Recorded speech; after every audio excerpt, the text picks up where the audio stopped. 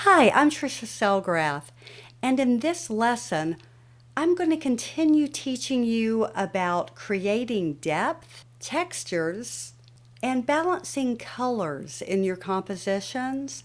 Also, I'm going to go through a mistake that I made and how I corrected it while we explore the Garden of the Gods in Colorado.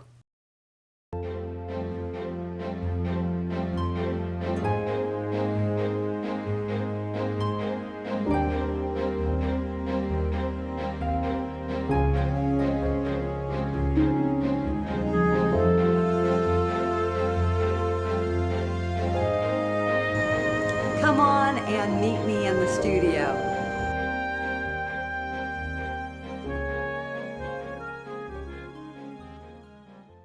Garden of the Gods is located in Colorado Springs, Colorado, and my family and I visited there in 2019, and it is spectacular. I highly recommend it.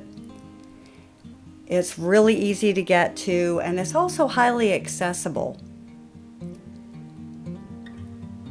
As usual, I am starting on a canvas. I often work on wood, but in this case, an 11 by 14 canvas that has been prepped with a very thin coat of burnt sienna and alizarin crimson acrylic. On top of that, I'm using vine charcoal to lay in my composition and make little adjustments as I go. Now, I actually took a sky from a different photograph, and I just thought this sky was a little bit more interesting than the sky that was originally in the photo.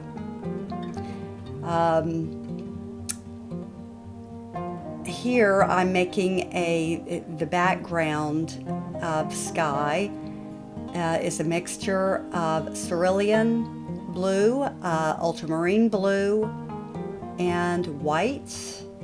And as I'm getting down toward the horizon, touches of yellow. I'm building layers of clouds. So I'm first doing the big luminous cloud in the background. It's kind of a big thunderhead back there. And notice the yellow, and I'm getting the hair out. The yellow. As I've mentioned in some of my other lessons, always add a hint of yellow to the white of clouds to warm those up a bit.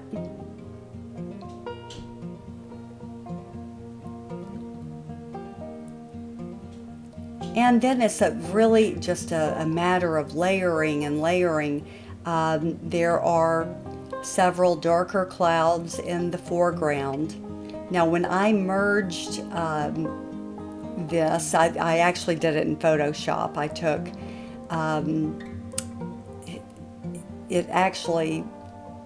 I had taken the photo just an hour or so earlier of the cloud formations. And this one I just liked a lot better. I liked that it had all these little purple, darker clouds in the foreground with that big luminous cloud in the background. Originally it just had the big white cloud in the background, and I just loved the additional interest of all these smaller, darker clouds. And you'll see with those purples and blues, I'm bringing a lot of those colors into the foreground of the landscape. So I really thought that it worked very well. And in the landscape, there is a very dappled sunlight. And again, those clouds really matched well. Artistic license. You can change it up to make a better composition.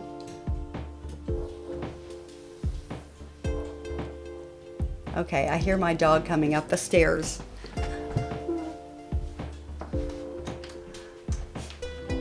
Okay, Come on in, Pepper. Okay, so in this foreground, I've got a lot of great colors that I'm working with. One thing about that western landscape that is so fabulous is all these warm colors that you work with in the mountains.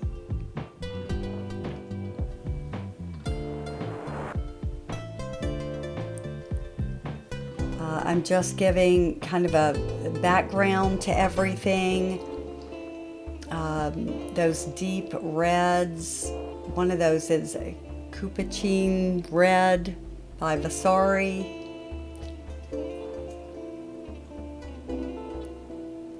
The white rocks next to the red is particularly fantastic.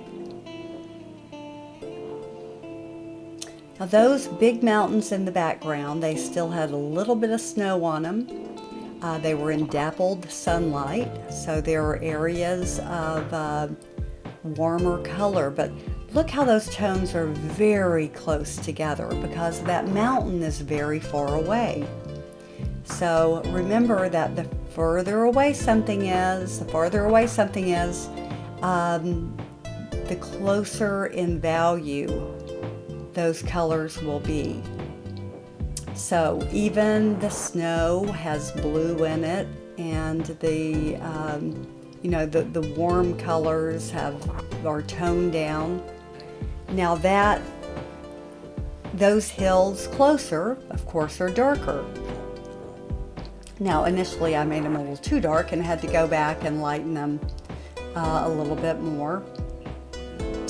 But you'll notice that when I'm painting, I skip around everywhere, and I'm constantly balancing colors and tones and, just working it out as I go. Yeah, don't forget those edges. It's up to you. I like to paint the edges. I loved the purple and the blue tones in those mountains. And those are actually there.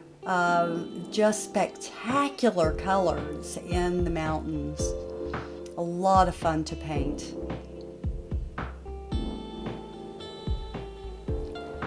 You actually have to practice seeing color. I guess some people, maybe they have that gift, but you really have to study your subject matter for those colors to start coming out. A little game I like to play is when I look at scenes, I, in my head, think what paint colors I would use, what would I mix together to make that color.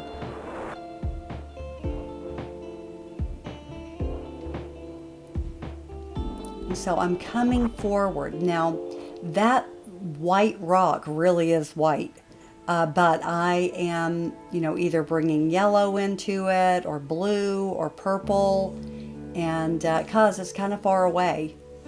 So it is not just white by itself, it is mixed.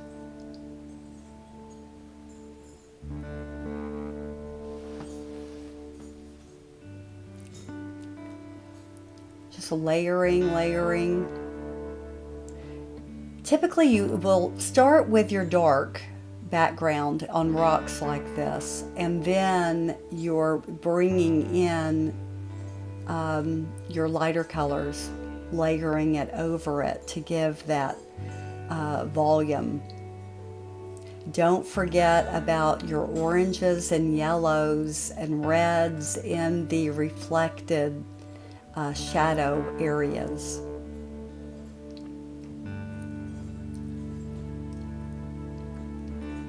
These mountains had dappled sunlight, so some of it was in the sunlight, some of it was in shadow,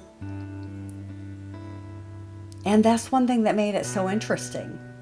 That's one reason why I selected this photo. Believe me, everything around there is just amazingly beautiful, and you could just stay there and paint, you know, in every direction. But this particular composition kind of had a little bit of everything I was looking for. I loved the drama of it and the colors, the balance of warms and cools. Especially loved that dappled light. Oh, I made a mistake there.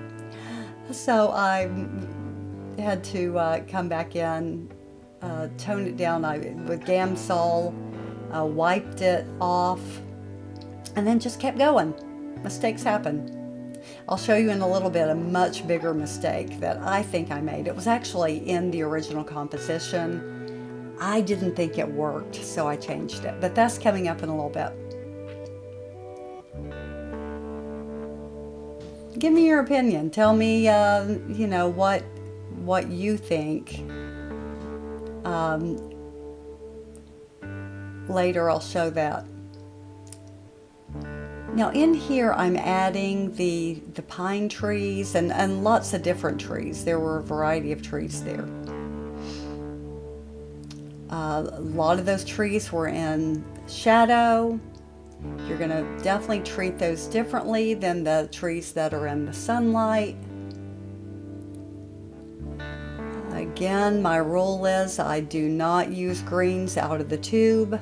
I'm always mixing them with something, even if I'm mixing it right on the painting. It's toned down. Even though I really do like that sap green by Vasari, I still like to bring some other colors. There's a little trail back there. I end up painting over that, but then I bring it back in.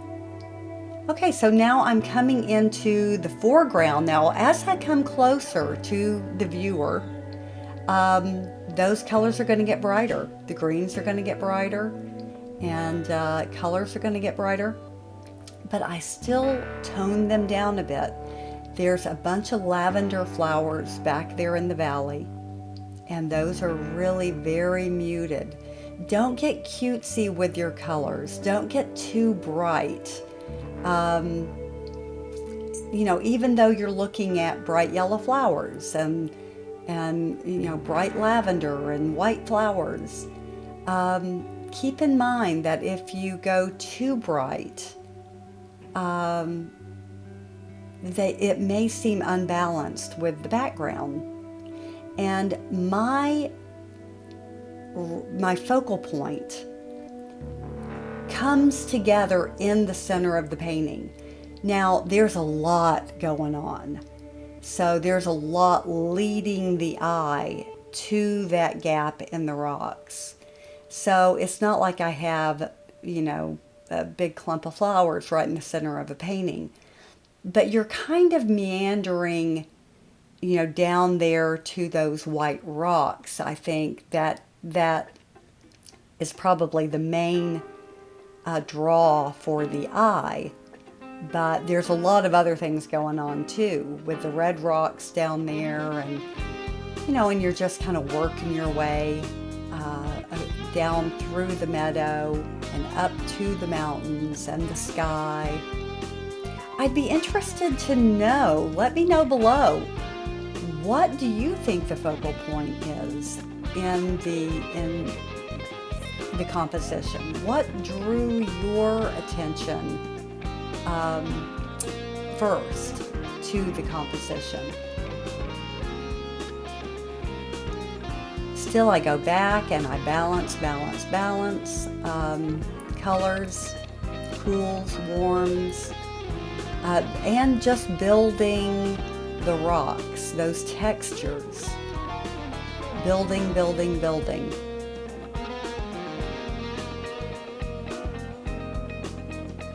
And then some things you have to soften just so that they recede.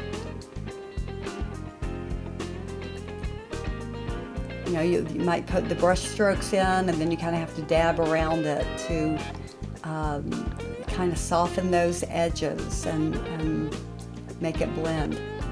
Now, this area in the lower right, that was, I guess there were clumps of bushes, and originally I was going to put them, you can see I'm putting them in there, but I changed my mind. And tell me what you think. I mean, would you rather have it in there? I was trying a few different techniques with the paint. The yellow, this was spring, so it was very bright. But, I struggled with it. I thought it arrested too much attention. And I worried about it really detracting from the main focal point, which is much further away. And I just really wondered if it was adding to the painting or if it was just a big distraction, all that texture in the foreground. And you can see, I decided it was just too big of a distraction and detracted from the main focal point. So I took it out. I just scraped it out. And now I'm putting in what I'm assuming is on the other side of those bushes. So had I just walked a few steps forward and taken the photo on the other side of the bushes, that's what I'm showing you now. So I really don't think I'm changing it a whole lot, from what's actually at that location. But I think it helps the composition. But I would be very interested in knowing your opinion on that. Now I'm laying that little trail back in down there. I just love a few little details like that. Love the idea that, of being there and, the possibility of going on those trails. Garden of the Gods, it's all like paved sidewalks, so I don't even know if you're allowed to go down there. But it was very beautiful. Those colors back there are still slightly muted, but they're coming forward, so I can get darker darks in there. And now in the foreground, I'm being very careful not to get cutesy with the flowers. There were tons of yellow, white, lavender flowers, but you don't want to get cute with it. And again, the flowers in the foreground are not the focal point. You want them to be there. They really were there. But you don't want them to take over. So here I was seeing in that sea of green, I thought I needed to balance it a little bit with some of the orangey rocks. So I've laid in a few little rocks scattered out there. And I'm assuming they probably do have those rocks over there. Not for sure, but I'm assuming they do. I don't think they look out of place. Well, I hope you enjoyed this. I sure did. And I will see you next time. Please take a moment to like, subscribe, and comment.